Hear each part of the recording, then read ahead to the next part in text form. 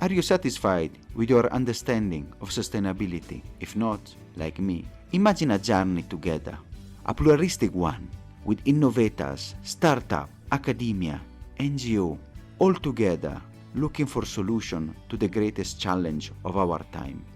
I'm Samuele Tini, and this is the Sustainability Journey. So welcome to another episode, and today we are going to see a very important area, management consulting's emerging markets. And we are doing it with an expert, and I'm very proud to welcome Emily Barran, who is the project leader of Open Capital Advisory. Thank you so much for being here, Emily. Yeah, no, it's a pleasure to join you. Thank you for having me. Emily, it's very important the role of management consulting at financial advisory to foster growth and inclusivity, especially in the emerging market. But usually we ask our guests to tell a bit about themselves and their journey, how you have become a leader in this field. For me, that has looked like a few different things over the years. So currently, working with Open Capital, that's really focused on the impact and kind of sustainability of SMEs and the job creation and growth that we support through my work at Open Capital. And I think before that, I was really lucky to spend a year at S.1 E Business School, and S.1 E has got a very deep sort of focus on sustainability, which looks, across environmental and social kind of concerns. And so it was an amazing kind of year meeting people with really interesting and different perspectives on what sustainability looks like, and particularly kind of how to be a responsible business and sort of how to do well by doing good. And before that, I actually was in the NGO sector. So I was working, first of all, with an organization focused on criminal justice and working with people in the criminal justice system. Then more particularly spent about 3.5 years focused on education. So thinking about the early intervention with children from disadvantaged backgrounds in the UK and how to support them to a sort of safe, happy, healthy life in adulthood. So really thinking about the journey of their lives and how to intervene early enough so that they could kind of be on the right track as they entered adulthood. So I think, moved around a bit, both geographically and kind of thematically. And I think the broad themes, I guess, very personally are, I've been very fortunate. I've had a very, good education. And I think I've been excited to find ways to kind of apply that in a way that kind of, can be most useful to others. So in this case, it's kind of now, within Open Capital, we have a really fantastic kind of bank of experience, understanding of how to raise capital, how to grow a business in sub-Saharan Africa. And so, I've worked with 30, 40 plus SMEs at this point. And each time talking to a CEO about their growth strategy, talking through how they're going to raise capital, you can really feel the shift that comes over the team where they kind of are able to lock into that plan and then think about how that's going to be executed within their business. And that for me is really the best part of the job. It's really interesting. And I think now you have just launched us, on the runway to see the problem and the work that you are doing and the importance and the crucial part, especially when you said, the team and the excitement SMEs. And can you explain a bit what is Open Capital? And maybe we can go also to and the history and the vision that you are trying to bring. Open Capital, OCA, as we call it, is a management consulting and financial advisory firm. We're a team now of about 150 people.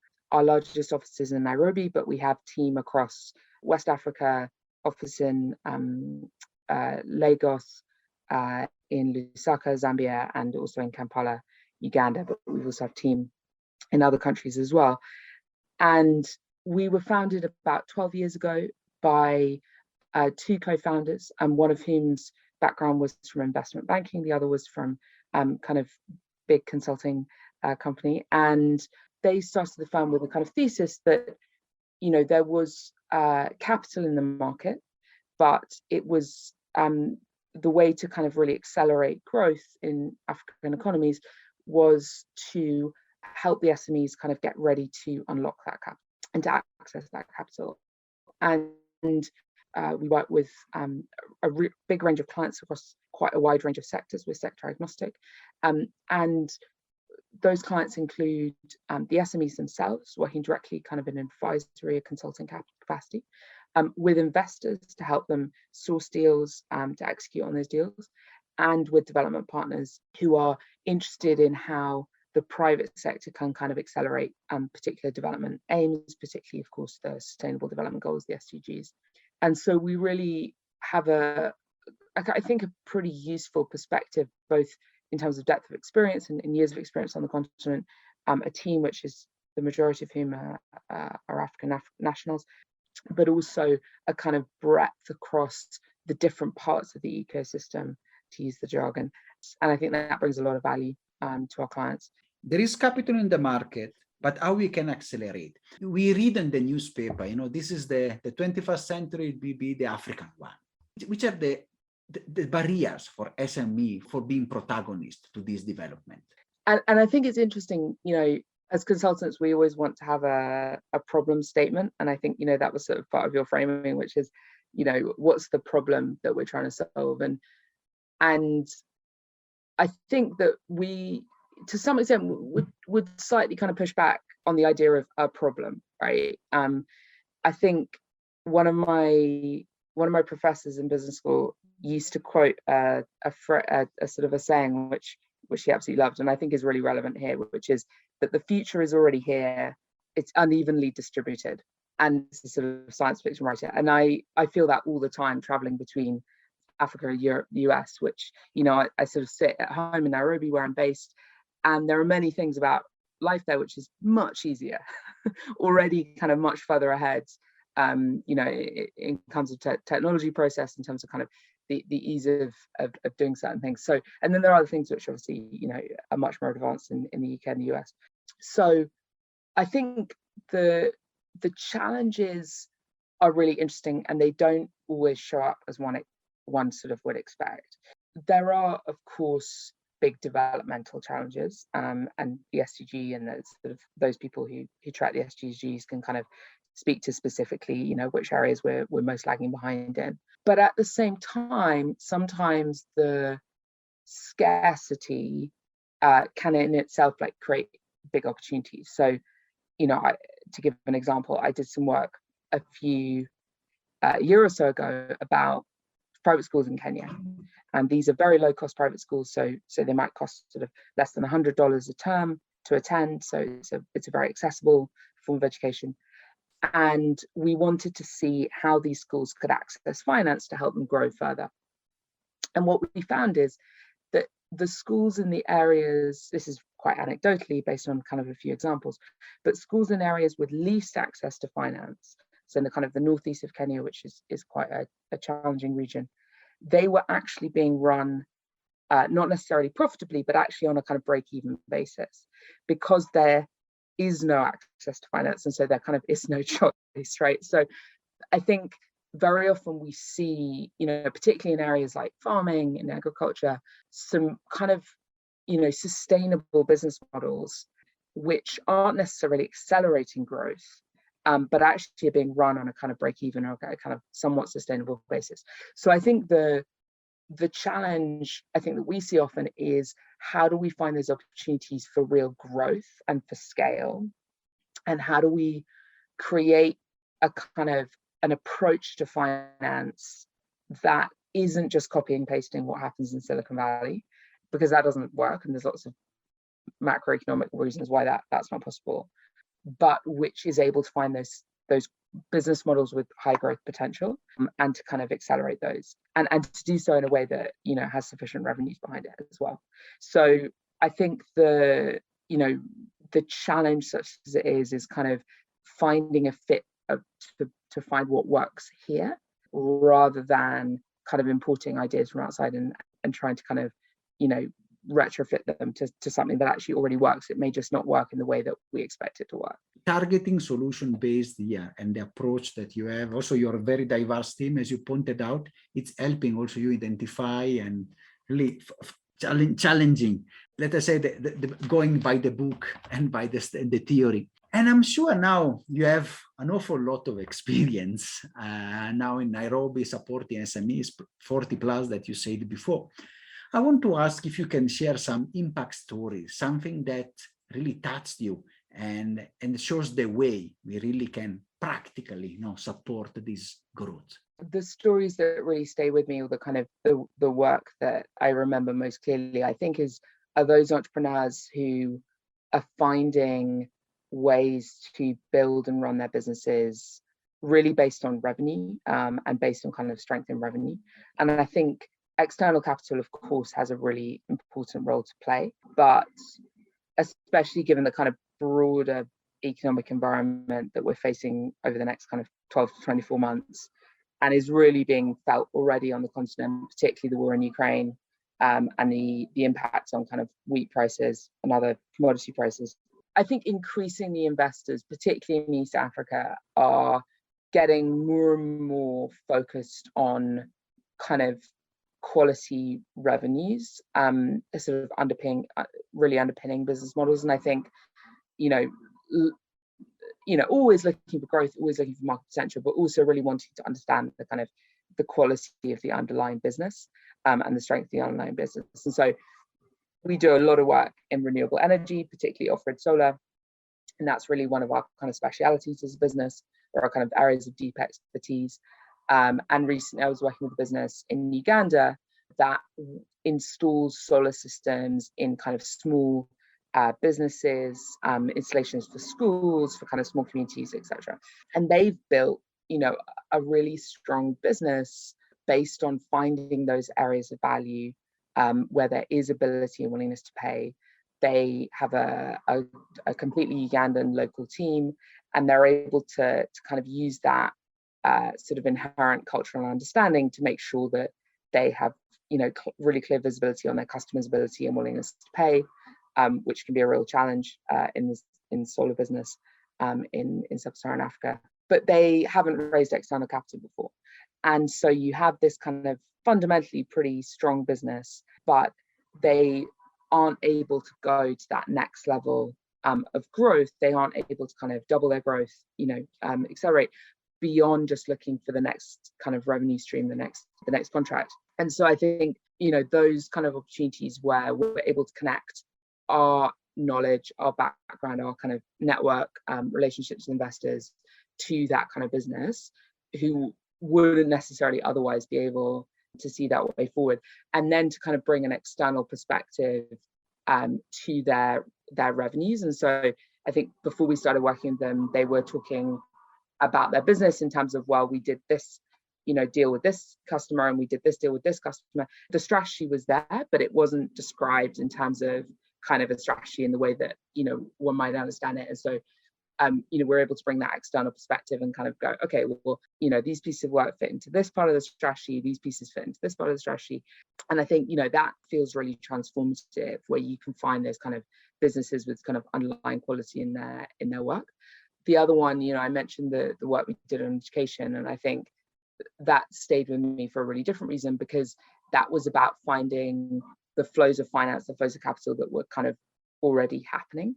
I talked earlier about schools with, less than $100 a term in fees. They might have 50 students in the school. It's a pretty small operation.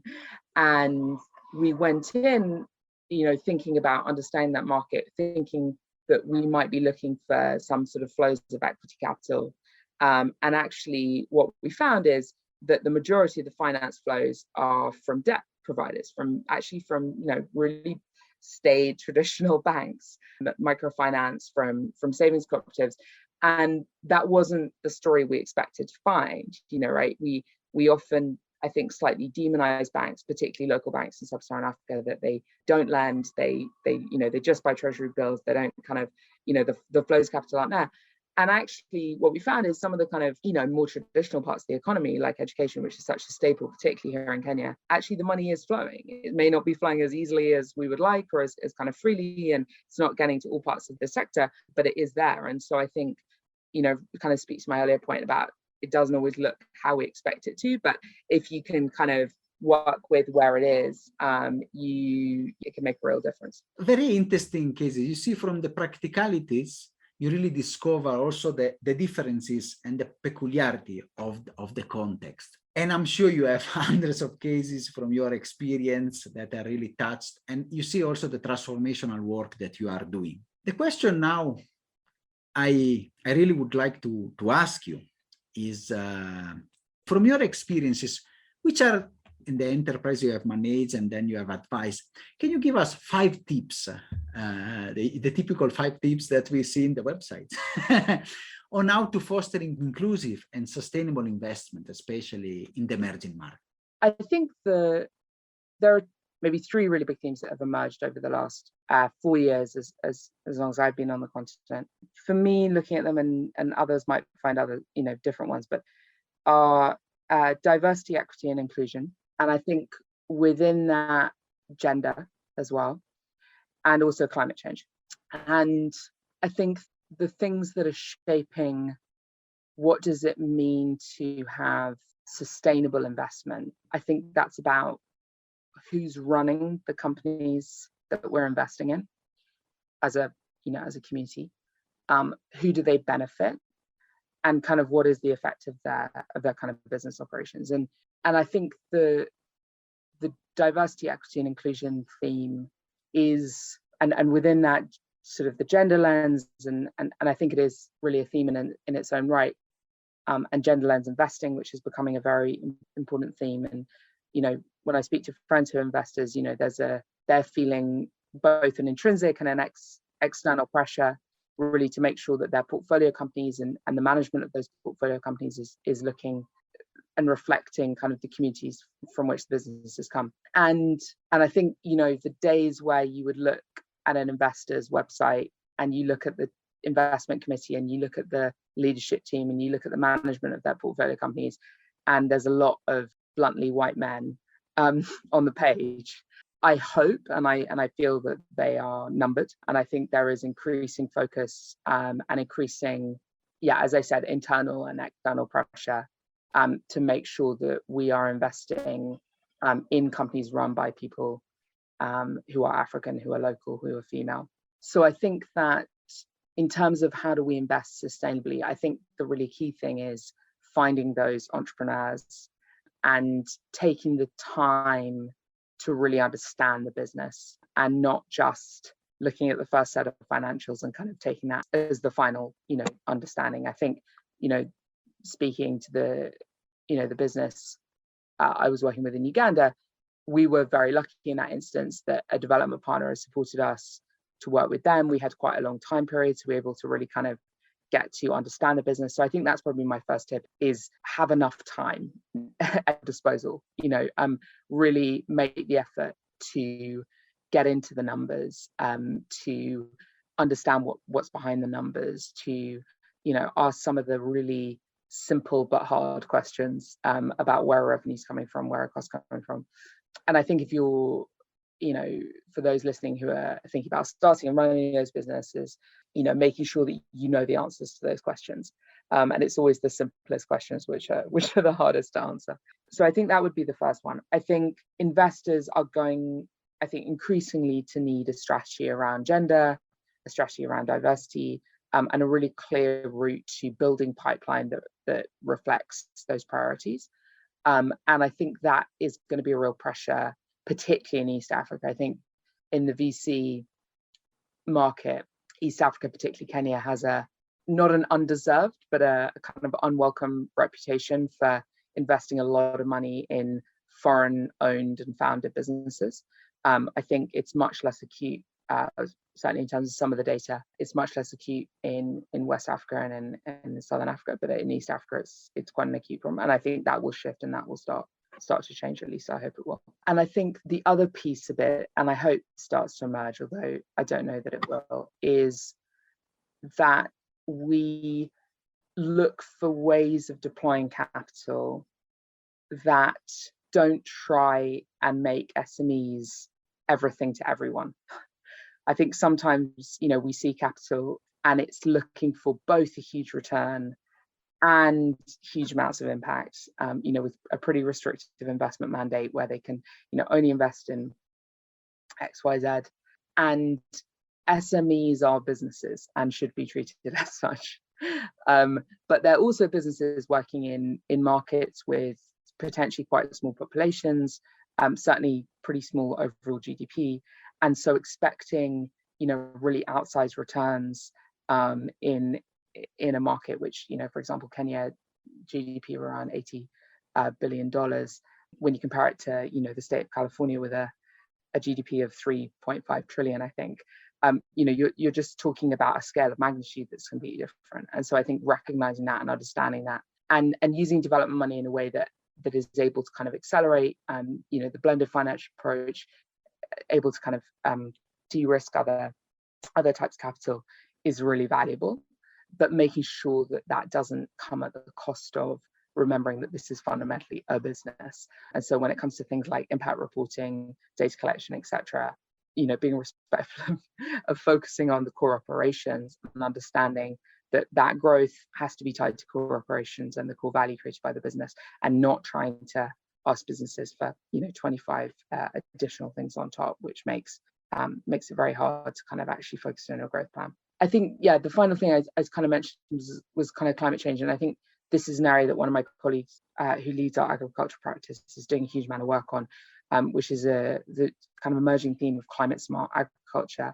And I think it's going to become a really interesting area over the next 5-10 years. It's not something my work is focused on as much, but I think there are definitely opportunities there. There's definitely kind of areas to capture value.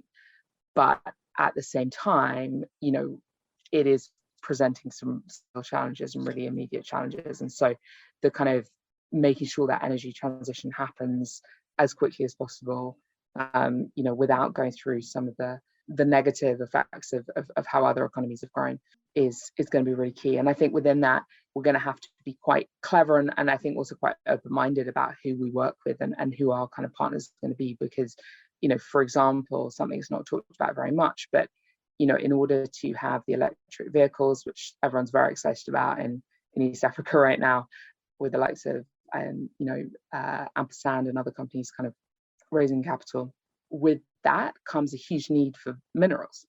And therefore for mining. And, we often like to think of these two things as separate, but actually they're really going to become two sides of the same coin. If you want electric vehicles, you will need significant mineral extraction from places like DRC. So I think, we're also going to have to be quite open-minded and very clear-sighted about who we need to work with in order to kind of achieve the transition that we need to achieve. And I think often within the kind of VC impact investing world, we like to think of ourselves as kind of a bit separate from the dirty business of kind of how we get to solar panels, how we get to electric vehicles. But I think that's increasingly going to become brought much closer to home.